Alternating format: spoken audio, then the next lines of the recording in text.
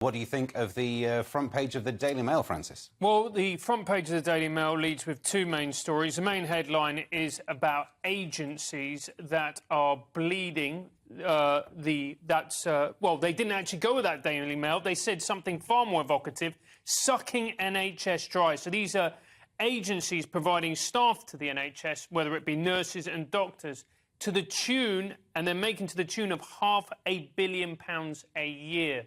And so that is money that actually should be kept within the NHS to pay doctors and nurses, particularly at a time where we're facing staff shortages. And they've also gone with the tragic story of Elle Edwards, who was fatally killed in a shooting in a pub. And it very much looks like she had nothing to do with the particular people who did the murders. Heartbreaking, isn't it? I mean, so this agency, tell me why I'm stupid with it. Yeah. This agency staff situation seems to be there are nurses. Yes. There are vacancy for nurses. Mm-hmm. But because they don't have enough nurses, they have to go to an agency that recruits nurses to fill the nurse gaps. What am I missing?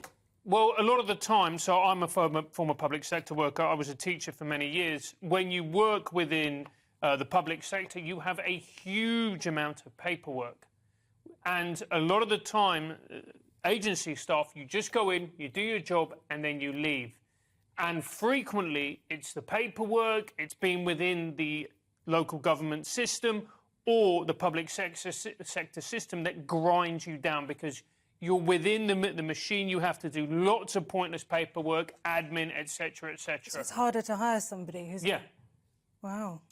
But again, I look at the amount of money it costs them to go through agencies versus actually just employ staff and think the amount of money you'd save, you could pay for someone to go and do all the admin, let the nurses do the nursing, and you'd still have money left over. Again, I read these stories all the time and can't work out why I'm not being a massive idiot. No, well, absolutely. I mean, I think the problem is you've just hit the nail on the head, is that teachers, nurses, doctors, they can't get on with doing their job because there is a huge amount of red tape surrounding their job.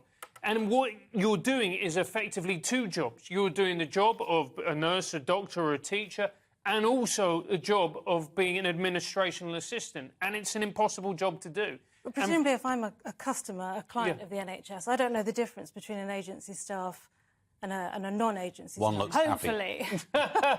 Well, one's been on holiday, according to this. So, yes. Yeah. One's well rested. Yeah, absolutely. And I think that's a very real problem. And until we start looking at the way we treat our public sector workers, because a lot of people are focusing on pay, and of course pay is a big thing, particularly for nurses. However, the reality is it's pay and conditions. And a lot of the time, these nurses, they talk about the fact that hospitals are understaffed. So they do their shift, but there is nobody then left to cover them at the end of their shift, so they have to carry on and effectively be unpaid. And it's much easier to come in as agency staff, do your job, so get your timesheet signed, and then leave. Yeah, I still feel like I'm missing something. Like I could fix this. I think you just did. I really think you just did. Yeah.